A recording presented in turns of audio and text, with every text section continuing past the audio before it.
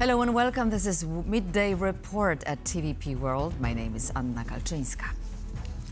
It could be a breakthrough. Ukraine says its negotiators have reached a shared understanding with the United States on key elements of a potential peace agreement. We will be back with this story soon. Meanwhile, residents of Ukraine's major cities had to endure yet another missile and drone strike, with Moscow launching a deadly nighttime barrage, resulting in multiple casualties on the ground. Our special correspondent Oz Katerji is in Kiev with the latest. Russia launched another series of deadly drone and missile attacks here in the Ukrainian capital of Kyiv, killing civilians and wounding scores of people. Behind me in the Dniprovsky district, an apartment building was set on fire after it was struck in the early hours of the morning. Search and rescue operations are still underway here in the Ukrainian capital, but also the regions of Dnipro, Kharkiv, Chernihiv and Cherkasy were also impacted by these overnight strikes, with the Ukrainian authorities saying Russia launched 22 missiles and 460 drones onto Ukrainian territory. Now, President Zelenskyy has responded to these attacks, calling for unity with his allies, saying weapons and air defense are important, just as important as sanctions pressure on the aggressor. There can be no pauses in assistance. The key now is for all partners to move together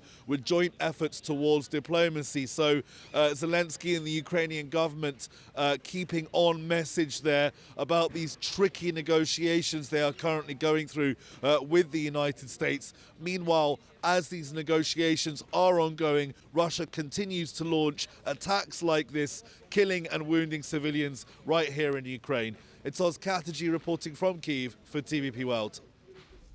And the latest news is Ukrainian and U.S. negotiators have reached an agreement in Abu Dhabi. Kiev now hopes President Volodymyr Zelenskyy will meet Donald Trump before the end of November. The weekend talks between Washington and Kyiv on U.S. peace proposals to end the war in Ukraine have resulted in an understanding between the two sides. Rustem Umerov, the secretary of the Ukrainian National Security and Defense Council, said on Tuesday that Volodymyr Zelenskyy now hopes to meet Donald Trump in Washington. Our delegations reached a common understanding on the core terms of the agreement discussed in Geneva. We now count on the support of our European partners in our further steps. We look forward to organizing a visit of Ukraine's president to the US at the earliest suitable date in November to complete final steps and make a deal with President Trump. It comes as US Army Secretary Dan Driscoll, who was in Kyiv last week, held unannounced talks with Russian officials in Abu Dhabi. French President Emmanuel Macron emphasized that peace cannot be pursued at all costs.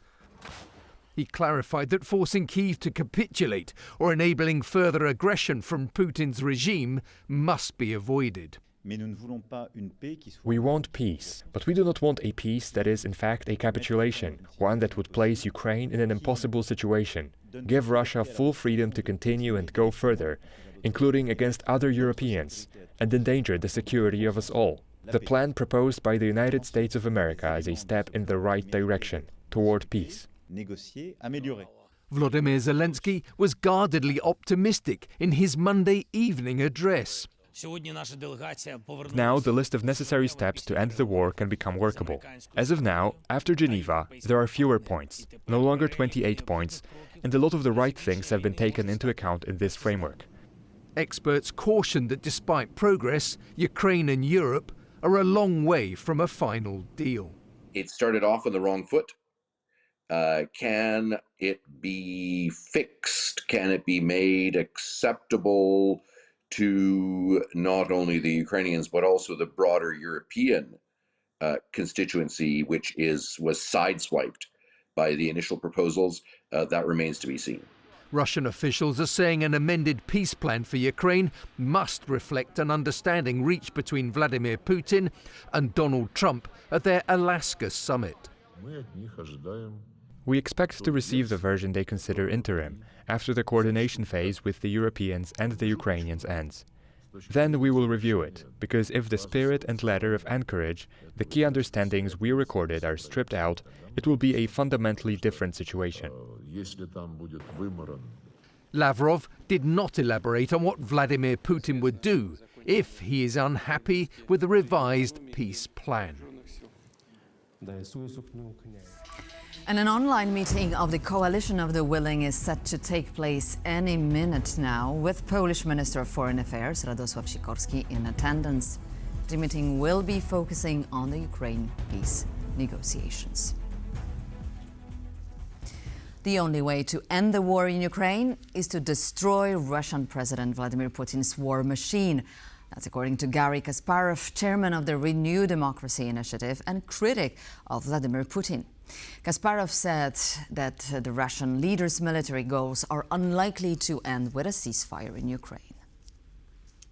Putin's aggression will not end. Europe is preparing for war. You look at European budgets. They're building, just in more and more provisions. So they're trying to strengthen their defense lines in the Baltic countries, in Finland. Poland is ready to mobilize if necessary. So look, everybody knows that Putin's plans are not limited by Ukraine.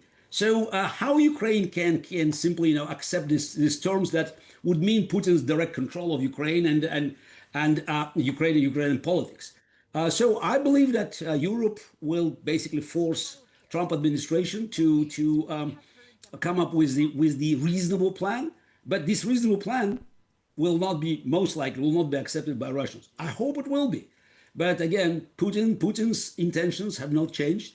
And again, you simply have to listen to Russian propaganda and to Russian official statements to recognize that the only way to end the war is to destroy Putin's war machine. And that's why every conversation, every talk about ending sanctions or even sanctions relief is just fueling Putin's war machine.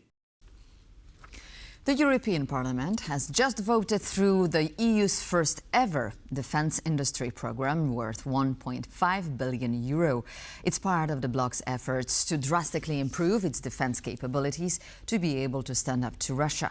It also includes €300 million slated for aid to Ukraine. We are now joined live by our correspondent Kazimierz Łysiak, who's in Brussels. Kazimierz, what exactly is this programme about? Good afternoon, Anna. Well, as we reported earlier in the day, there have been no issues when it comes to the vote on the European Defence Industry Programme in Strasbourg today, or EDIP for short. This new programme, first ever in the EU of this kind, as you mentioned, allocates €1.5 billion for defence, and this will be taking some money away from other parts of the current EU budget until 2027. For example, from some environmental programs in the budget. So it is showing us that the EU is stepping up when it comes to defense. The focus is very much changing in the bloc, especially in the face of the ongoing Russian invasion of Ukraine, but also in the face of Donald Trump's America First policy and hints that the United States perhaps would not come to Europe's defense if Russia were to take the war further beyond Ukraine.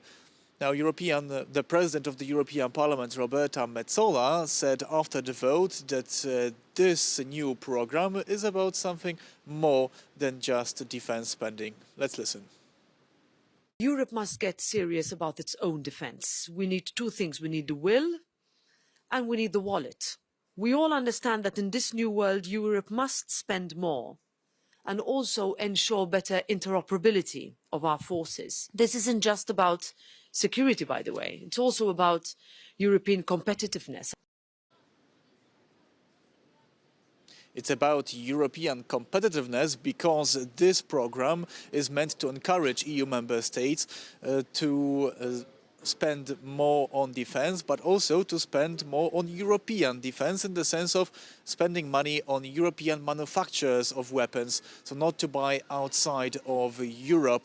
And this is meant to increase the compatibility of the EU troops and armies.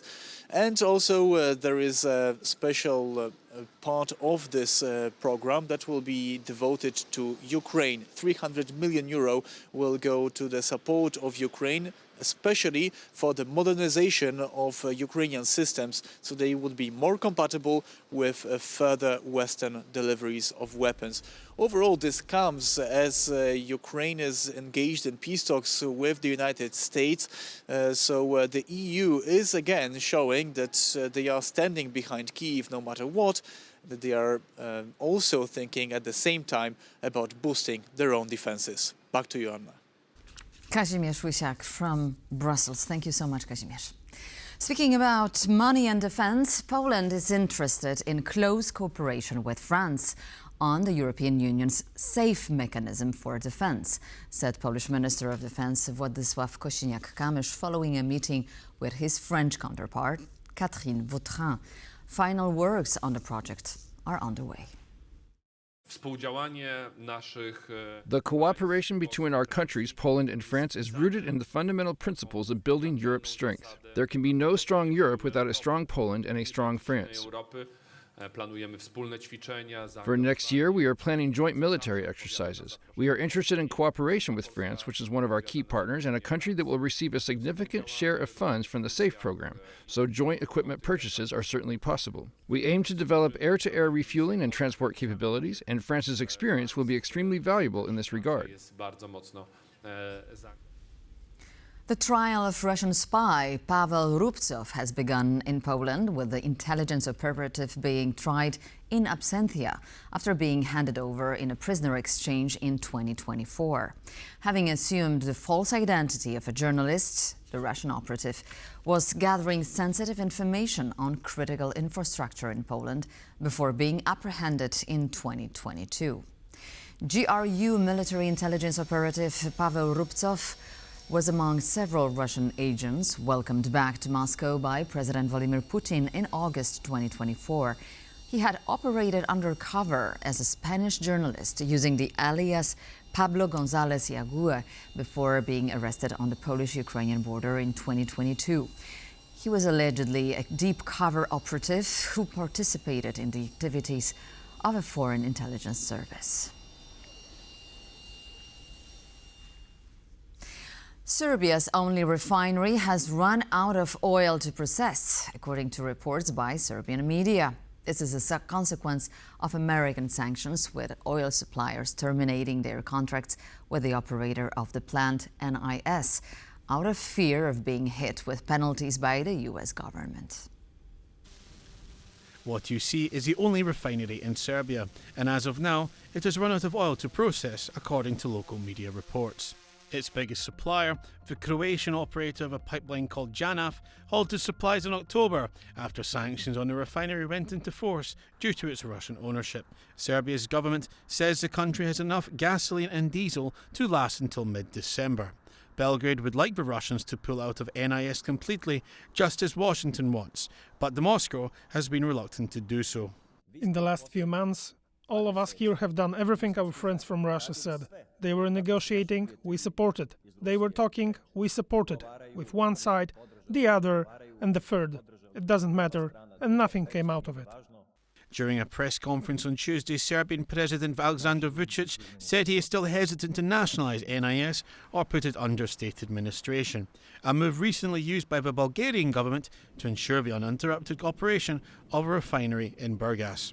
Vučić also said that his plan is to secure a licence from Washington for NIS to operate for 50 days more. This would buy more time for a potential deal to sell NIS to come through. After that, he's willing to force a government administrator on the company. Last week, the Wall Street Journal reported that an investment fund from Abu Dhabi is interested in buying the Serbian company. A source familiar with the talks told TVP World that another suitor is a British company, BP. And on that, we conclude Midday Report. Thank you for watching, but please stay tuned on the latest on a potential peace agreement coming right away. Thank you so much, and see you soon.